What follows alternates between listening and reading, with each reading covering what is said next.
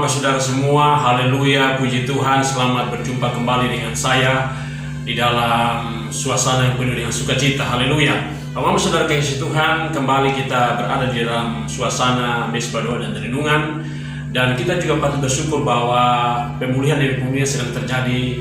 Salah satunya adalah kepada dampak virus corona bagi seluruh dunia, khususnya kita Indonesia dari Sabang sampai Merauke. Bapak saudara kasih Tuhan, mari kita masuk di dalam perenungan firman Tuhan yang sederhana. Kita doa bersama dalam mesbah doa dan renungan ini.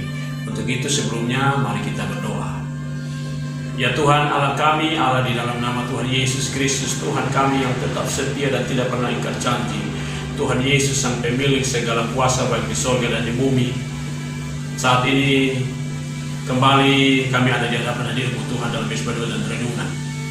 Dan saat ini Tuhan kami mau untuk belajar akan firman Tuhan, untuk terus meneguhkan kami di tengah pergumulan-pergumulan kami ini. Tetapi kami juga tetap bersyukur Tuhan bahwa lawatan Tuhan sedang terjadi bagi seluruh umat manusia, bagi bangsa kami ini khususnya dari Sabang sampai Merauke, atas beban bencana-bencana, yaitu virus corona yang melanda seluruh dunia. Bangsa kami Indonesia mengalami dampak itu semua. Tetapi kami percaya Tuhan bahwa segala berkat pemulihan sedang terjadi luar biasa. Haleluya. Terima kasih Tuhan. Mari curahkan kuasa roh-Mu bagi kami semua dalam mesbah doa renungan ini. Hamba yang akan men-sharing sedikit firman Tuhan yang sederhana, Tuhan nyatakan kemuliaan-Mu. Juga bagi semua yang akan mengikuti, yang senantiasa ada di dalam setiap pergumulan, biarlah merasakan kekuatan Tuhan, merasakan kekuatan firman Tuhan, merasakan tentang kehadiran Allah lewat Roh Kudus dalam nama Yesus. Supaya setiap beban pergumulan yang sedang kami hadapi, kami sama-sama menikmati bahwa bersama dengan Tuhan Yesus kami menikmati berkat, baik pengampunan dosa, baik itu juga pemulihan atas seluruh pergumulan hidup. Terima kasih Tuhan, kami tidak izinkan kekuatan iblis bekerja untuk menghambat setiap pergerakan pelayanan pemberitaan firman Tuhan, bahkan setiap kehidupan kami untuk dekat dengan Tuhan. Mari Tuhan berkuasa bagi kami, dalam nama Yesus kami berdoa. Haleluya, amin. Puji Tuhan, Bapak saudara keseluruhan, kembali saya akan membagi bagian firman Tuhan, dan ini saya lanjutkan daripada sesi yang pertama, dan ini sesi yang kedua dari kisah tentang orang lumpuh yang disembuhkan, yang dipulihkan oleh Tuhan. Tetapi ada hal yang menarik juga, bahwa orang lumpuh dan orang-orang yang membawa dia mengalami pengampunan dosa oleh karena menunjukkan Yesus Kristuslah sang pemilik kuasa untuk pengampunan dosa, dan hanya Yesus yang dapat melakukan itu semua. Bapak saudara kasih Tuhan, dalam bagian firman Tuhan ini saya akan membaca kembali bagi kita semua di dalam Lukas pasal yang kelima ayat yang ke-17 sampai dengan ayat yang ke-26, dengan tema yang tertulis dalam Alkitab adalah orang lumpuh disembuhkan. Pada suatu hari ketika Yesus mengajar, ada beberapa orang Farisi dan ahli Taurat duduk mendengarkannya. Mereka datang dari semua desa di Galilea dan Yudea dan dari Yerusalem. Kuasa Tuhan menyertai dia sehingga ia dapat menyembuhkan orang sakit. Lalu datanglah beberapa orang mengusung seorang lumpuh di atas tempat tidur. Mereka berusaha membawa dia masuk dan meletakkannya di hadapan Yesus. Karena mereka tidak dapat membawanya masuk berhubung dengan banyak orang di situ, naiklah mereka ke atap rumah lalu membongkar atap itu dan menurunkan orang itu dengan tempat tidurnya ke tengah-tengah orang banyak, tepat di depan Yesus. Ketika Yesus melihat iman mereka, berkatalah ia, "Hai saudara, dosamu sudah diampuni." Tetapi ahli-ahli Taurat dan orang-orang Farisi berpikir dalam hatinya, "Siapakah orang yang menghujat Allah ini? Siapakah yang dapat mengampuni dosa selain daripada Allah sendiri?" Akan tetapi Yesus mengetahui pikiran mereka lalu berkata kepada mereka, Apakah yang kamu pikirkan dalam hatimu? Manakah lebih mudah mengatakan dosamu sudah diampuni, atau mengatakan bangunlah dan berjalanlah? Tetapi supaya kamu tahu bahwa di dunia ini anak manusia berkuasa mengampuni dosa. Berkatalah ia kepada orang lumpuh itu, "Kepadamu kukatakan, bangunlah, angkatlah tempat tidurmu dan pulanglah ke rumahmu." Dan seketika itu juga bangunlah ia di depan mereka, mengangkat tempat tidurnya dan pulang ke rumahnya sambil memuliakan Allah. Semua orang itu takjub lalu memuliakan Allah, dan mereka sangat takut, katanya, hari ini kami telah menyaksikan hal-hal yang sangat mengerankan. Haleluya, puji Tuhan. Bapak Mama Saudara kekasih Tuhan, dalam sesi yang kedua ini tentu kita kembali belajar tentang bagaimana orang lumpuh yang diusung, kemudian ada satu cara yang dilakukan mereka dengan mereka tidak terhalang ataupun tidak menjadi satu hambatan bagi mereka untuk bagaimana berjumpa dengan Tuhan Yesus, supaya mereka mengalami kelepasan ataupun orang lumpuh ini boleh dapat disembuhkan. Bapak Mama Saudara kekasih Tuhan, pada waktu sesi yang lalu telah sudah saya sampaikan bahwa tentang siapa atau Yesus, tentang kenapa Yesus itu yang satu-satunya atau hanya Yesus yang bisa melakukan ataupun memberikan pengampunan dan memberikan jawaban penyembuhan sakit penyakit. Ini sesuai dengan tema yang lalu, bahwa dosa diampuni dan penyakit disembuhkan, hanya Yesus yang dapat melakukannya. Ada 3 hal yang saya sudah sampaikan yang lalu, bahwa sesuai dengan konteks bacaan kita, bahwa karena di dalam diri Yesus ada penyertaan Tuhan. Yang kedua, bahwa Yesus Kristus adalah wujud kehadiran Allah ke dalam dunia ini. Ketiga, bahwa Yesus Kristuslah yang menyatakan bahwa di dunia ini anak manusia berkuasa mengampuni dosa. Itu di dalam bacaan kita Lukas 5 ayat yang ke-24 bagian A. Maksudnya kasih Tuhan, ketiga hal ini menjadi dasar alasan yang kemudian cerita kisah ini kita akan mengalami di sini, bagaimana orang lumpuh dan orang-orang yang mengusung dia, mereka mengalami bagaimana suatu tindakan iman mereka itu berdampak kepada hasil yang tidak mengecewakan. Bapak Mama Saudara kekasih Tuhan, ada 3 hal catatan saya di sini, bahwa iman itu menerobos sebuah rintangan. Yang pertama di sini adalah rintangan atau iman itu menerobos suatu rintangan, bahwa rintangan itu tidak bisa menghambat akan setiap orang percaya kepada Yesus untuk mengalami suatu proses pemulihan ataupun mengalami suatu kehidupan yang berkenan di hadapan Tuhan, ataupun mengalami suatu proses pengampunan sesuai dengan apa yang kita sudah temukan jawaban pada sesi yang kemarin. Maka kita melihat di sini pada ayat yang ke 18 di sini dikatakan 18, 19 dan yang 18 dan 19. Lalu datanglah beberapa orang mengusung seorang lumpuh di atas tempat tidur, dan mereka berusaha membawa dia masuk dan meletakkannya di hadapan Yesus. Karena mereka tidak dapat membawanya masuk berhubung dengan banyak orang, di situ naiklah mereka ke atap rumah lalu membongkar atap itu dan menurunkan orang itu dengan tempat tidurnya di tengah-tengah orang banyak, tepat di depan Yesus. Ada kata di sini bahwa mereka berusaha. Iman itu suatu proses. Bahwa tentu dalam bagian firman Tuhan, kalau kita baca pada ayat yang ke-17, tersirat di situ bahwa mereka mendengarkan tentang berita-berita bahwa ada penyertaan Tuhan lewat sang Yesus kepada Yesus ini. Penyertaan Tuhan itu menyertai dia sehingga dia menyembuhkan sakit penyakit.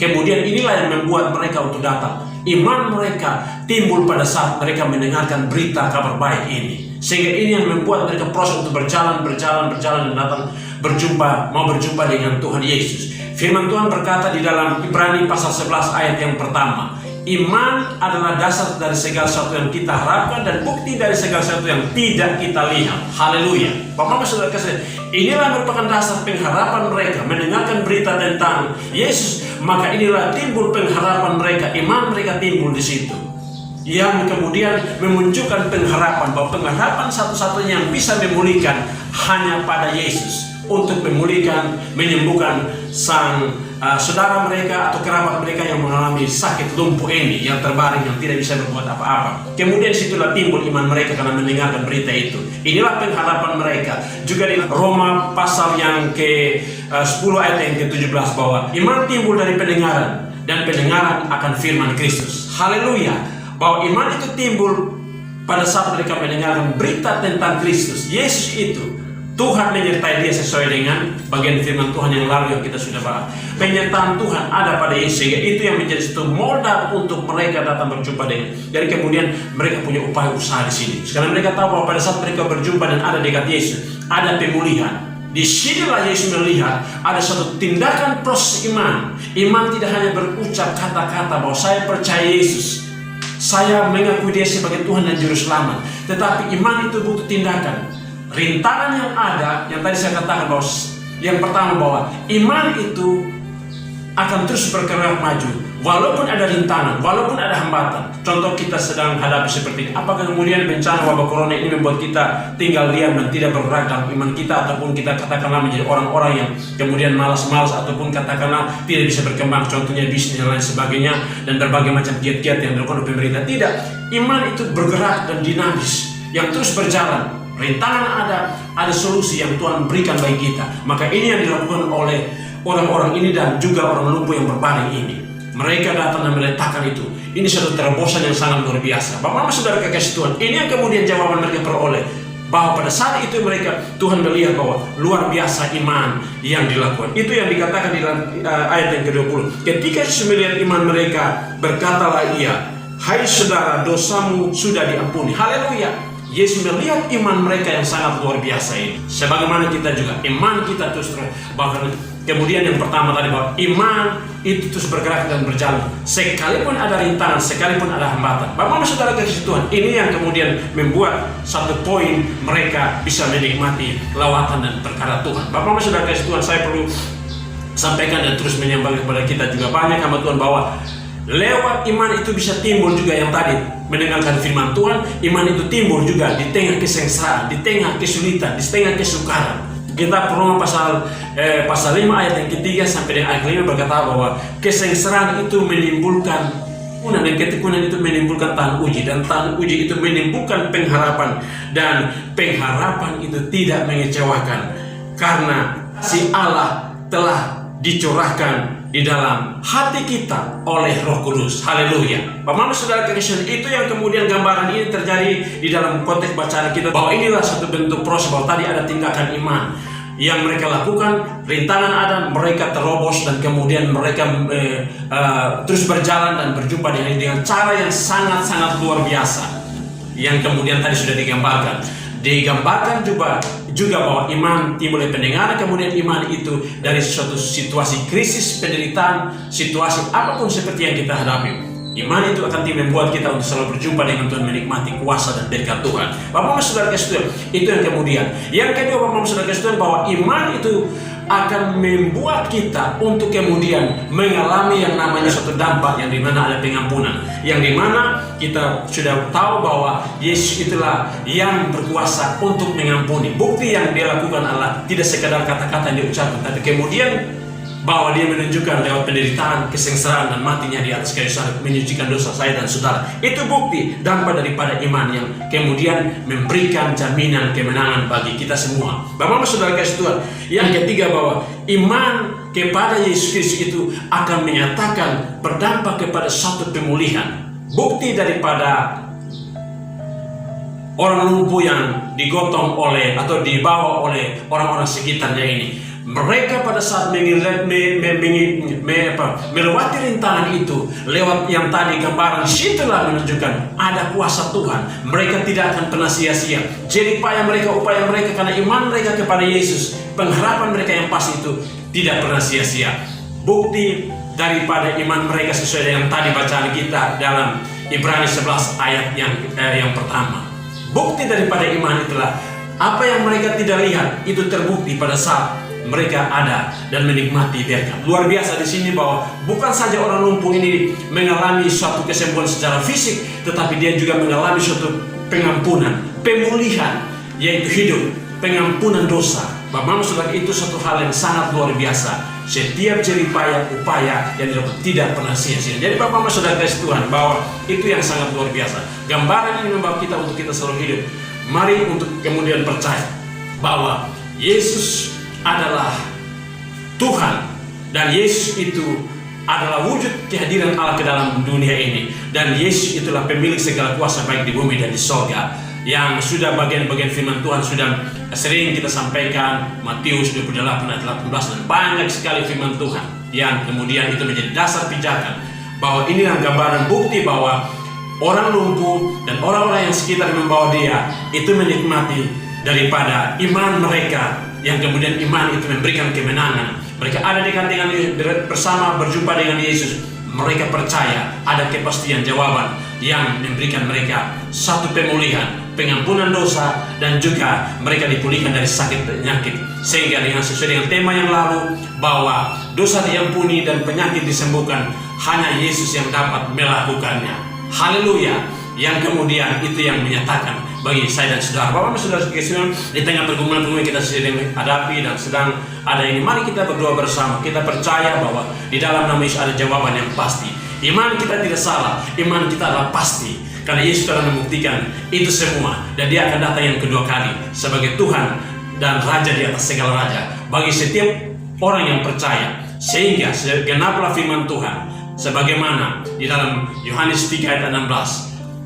Karena begitu besar kasih Allah akan dunia ini sehingga Dia telah mengorbankan anak tunggal, supaya setiap orang yang percaya kepadanya tidak binasa, melainkan beroleh hidup yang kekal. Haleluya. Bapak saudara sekalian, demikian dulu dalam Misbah Doa dan Renungan, sedikit renungan firman Tuhan, tentu dengan penyampaian yang sederhana, tapi saya percaya Roh Kudus akan berkuasa. Roh Allah itu akan menyatakan itu di dalam nama Yesus, dan terus membawa kita dalam berbagai macam pergumulan-pergumulan, supaya kita menikmati perkara-perkara yang sangat dahsyat. Iman kita iman yang pasti, iman yang memberikan jawaban, iman yang berkemenangan. Haleluya. Mari kita ada di hadapan hadirat Tuhan, kita berdoa.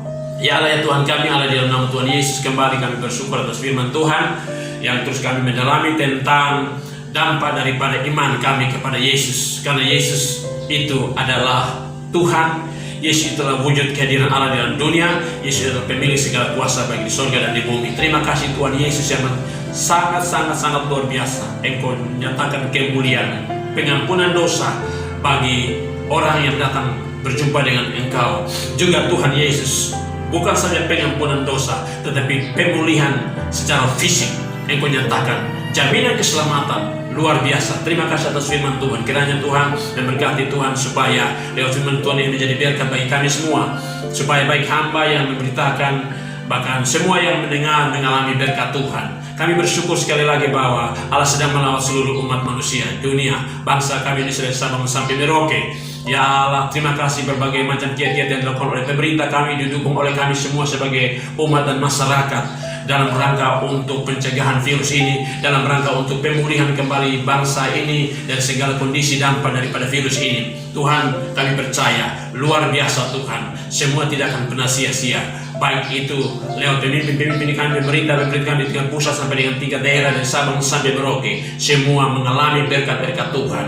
Dan badai ini pasti berlalu di dalam nama-Mu Yesus Kristus, Tuhan yang ajaib dan sangat luar biasa.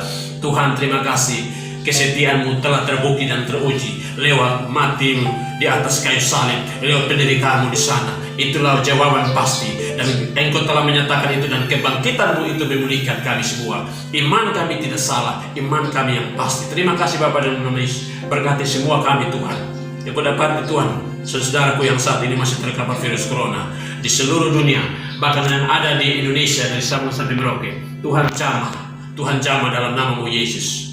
Kuasa Allah boleh di sana. Mereka menikmati lawatan Tuhan, mereka menikmati hadirat Tuhan, dan kesembuhan boleh terjadi. Bahkan juga pergumulan sakit penyakit apapun itu Tuhan, dia yang percaya kepada Yesus dan mengakui Yesus sebagai Tuhan dan Juru Selamat, dia mengalami kesembuhan, dia mengalami sukacita, dia mengalami pelepasan, dan dia mengalami juga Tuhan kuasa pengampunan, karena Yesus adalah pemegang kuasa pengampunan itu sendiri. Terima kasih Tuhan Yesus, dan semua kami boleh menikmati hadirat Tuhan. Terima kasih Bapak, terima kasih Tuhan. Oh Tuhan, berkati semua kami, berkati Tuhan apapun pergumulan, persoalan, masalah rumah tangga pribadi, apapun masalah kehidupan sosial yang lain, Tuhan campur tangan, berkati Tuhan jamah. Terima kasih Tuhan. Terima kasih Tuhan, berkati kami semua. Allah berkati seluruh penginjilan, pemberitaan dan kesaksian lewat setiap gereja-gereja di dunia, bangsa kami Indonesia dan Sabang Merauke, lewat setiap pendeta, hamba Tuhan, para evangelis, setiap abdi-abdi Allah yang melayani, setiap kesaksian, pujian dan penyembahan diberkati, dikuduskan. Bahkan di seluruh kehidupan yang sosial ada kesaksian tentang nama Yesus yang berkuasa, yang memulihkan. Yesus Kristus adalah Tuhan Juru Selamat itu sendiri. Terima kasih Tuhan. Terima kasih ya Tuhan, kami percaya segala upaya yang datang dari dalam dan luar negeri untuk merorong bangsa ini, untuk mengacau-balaukan bangsa ini dan berbagai macam kemajemukan yang ada, dan ingin mau membuat suasana yang tidak nyaman, yang senantiasa membuat sana sini, bahkan menghambat gereja Tuhan dalam berbagai macam pelayanan, kami tolak dalam nama Yesus. Dan terima kasih Tuhan, kami minta lawatan Tuhan. Kami minta berkat Tuhan, anugerah Tuhan bagi kami semua. Terima kasih, terpuji nama Bapa yang disembahin doa kami. Hanya di dalam satu nama Yesus Kristus Tuhan kami berdoa. Haleluya. Amin. Puji Tuhan Bapak Saudara Tuhan. Sampai di sini dulu pertemuan kita. Kita akan berjumpa di waktu-waktu yang berikut. Dan kiranya lewat Misbah Doa dan Renungan ini memberi dampak, memberi manfaat dan menjadi berkat bagi kita semua. Lewat setiap perenungan firman Tuhan, lewat doa-doa, dan kita tetap percaya yakin bahwa Tuhan Yesus senantiasa tetap menjaga, melindungi dan memberkati kita semua, Bapak, Mama, Saudara, dan kita semua. Haleluya, puji Tuhan. Shalom.